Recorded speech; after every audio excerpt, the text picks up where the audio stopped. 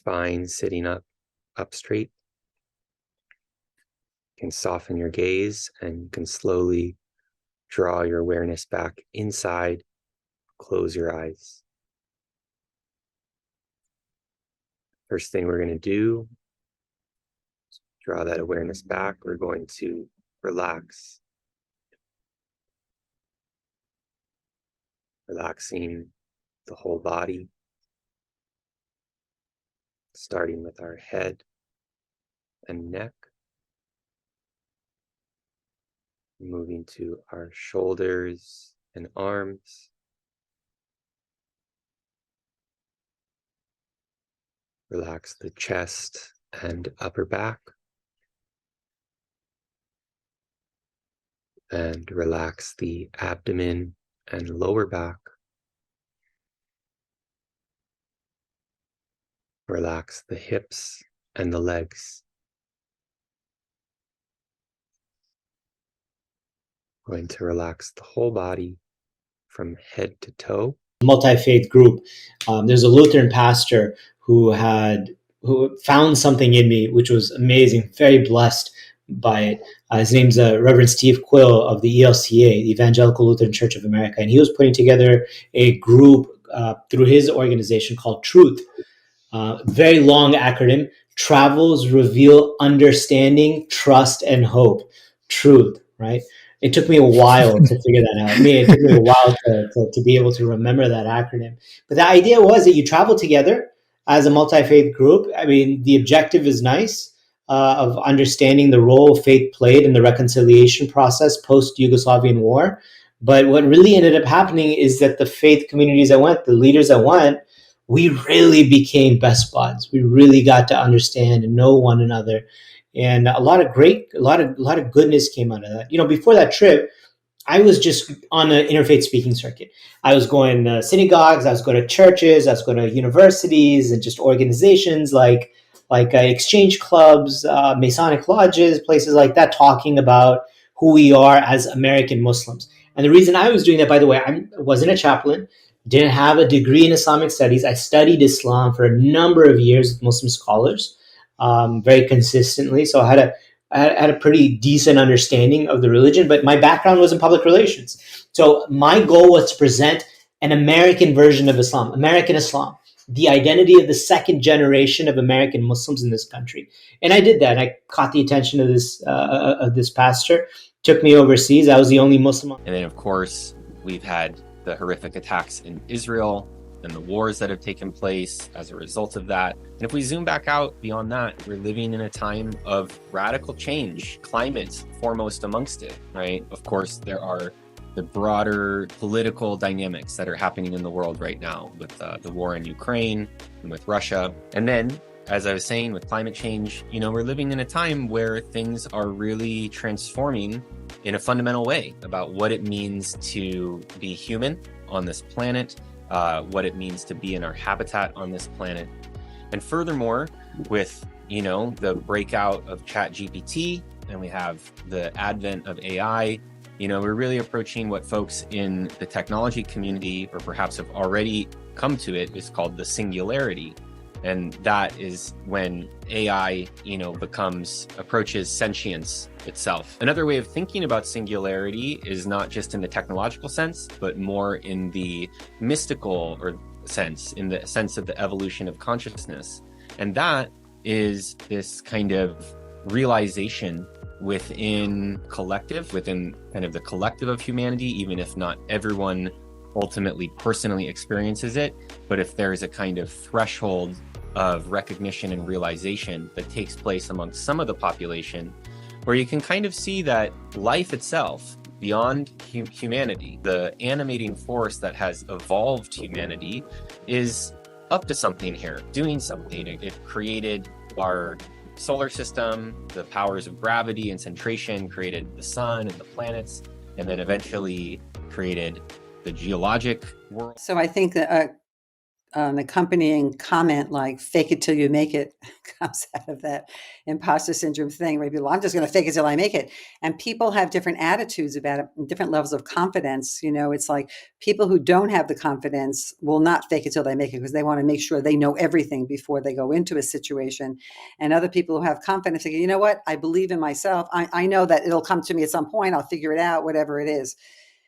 When I interviewed women in my research, there were some women who, especially the ones who were junior, who said, I don't have enough experience. I don't have enough competence. I don't know. And so they were more timid about going forward. And I think that even if you have confidence, sometimes the response of people around you can make you question whether you're on the right track or not. So many years ago, I lived in Japan. And when I first started learning some Japanese, I was not secure in my speaking of Japanese. And so if people would like, and they said like, what are you saying? And then I think, oh my God, I blew it. And then I'm like, help, somebody translate this. And then I started to learn, and I knew some things I was saying. From back when I was in college and I went on a spring break trip to the Netherlands, to Amsterdam. And on the very last day of that trip, me and my friend, we went to the beach and we found this marking post on the beach. It was, I think, marking mileage on the sand there, and ended up sitting down and leaning against that post. And before I knew it, a couple hours had gone by. And what I noticed as I was sitting there was that all this stuff, all this phenomena, these thoughts, these different feelings, these different impressions were all swirling around in my head, right? They were just spinning around, and something about being in that place at the beach that day, feeling the wind, hearing the waves, suddenly, slowly it started to clear that stuff out, right? And before I knew it, a couple hours had gone by, and all of this cloud of thoughts and all that stuff had cleared, and in its place was the yellow of the sand, right? And the blue of the ocean, the water, and the presence, the simplicity of being where I was. Every element of healing work that I know, it starts with understanding where your stories were programmed from. So it could be really helpful as a first look to take a look at what your parents' beliefs were about money, how they programmed you to believe about money. I am Jewish. I know that you're Jewish too, Gabe. So, there's a lot of trauma from the Holocaust and fleeing from the Holocaust. There's a level of like, is money healing that deep wound? So starting with just understanding your whole family dynamic and culture dynamics can be really helpful to understand too. And maximize a situation for our benefit, multitasking, putting one thing on the plate and then another, and thinking about how we can squeeze in as much as we possibly can. Well, there are some things that are really happening to our consciousness in that state. There are things that are happening to our energy state, our chi condition, chi being our energy and our information. And one of the first things that happens, and make the kids, to nurture the kids and help them thrive as well, to be ready for their time when they become parents. So when people say, well, I need to learn how to communicate. No, we all communicate, whether we're quiet or not, right? Verbally, non-verbally, but it's how do we communicate effectively? So first, in regards to the roles, I don't see anything wrong with, for example, what we call the traditional male and female role. If the male is more focused on the finance or the woman is more focused on the function of the household. We're going to start to feel inside us the experience of what the universe is doing all the time, which is just creating amazing love, manifesting life. And we're going to be able to be more reflective and connected to that. Our life and our own experience will be able to be more of an expression of that. And so we'll begin to naturally feel positive. And most importantly, or an important thing is, there's not something extra here that we have to add. Okay, so that's like a really, really big difference that's important. And at this level, things are resonating. We're actually connecting with this resonance, this vibration of life, and it goes through our hearts. And so I've talked about love. There are other heart qualities like trust. Big issues of trauma, or just ways that boys and men don't feel safe to be full humans. There's, the social conditioning that boys, it starts as really young boys who don't get to have their emotional expression, are either told deliberately or are symbiotically see the fact that they are not going to be validated as a man or as respectable or as worthy if you express these characteristics of tenderness, of emotionality, reaching for closeness. These things are essentially stripped away from boys and young men. And by the time we become leaning into our sexual lives, looking for erotic connection, our own self-attunement is deeply disturbed. Our connection to our own emotions and our emotional literacy of how we can communicate with partners, how we can bridge a real deep trust and get the healthy consent that we want to have connective and enjoyable experiences with others. These mature human qualities are relegated to anyone that's not a boy or a man. Like, other people get to have those human experiences validated as pure, as sacred, as natural, and men are stripped of that. And that's, to me, what feels like the first abuse that happens. And then But before I even get there, what I just want to touch on is I think this is something that we all innately feel. We can connect to it when we are not in a place where we are just kind of mindlessly running away from it. Once we wake up to the fact that, okay, life is not quite what I want it to be. I want it to be different. I want it to be a little bit better. Then we can start to orient that way and we start to open up to it. And I think once we do that, we all have this intuitive guidance system. You can check out some of my other videos to learn more about how to actually get in touch with that, how to listen to that and be connected with it.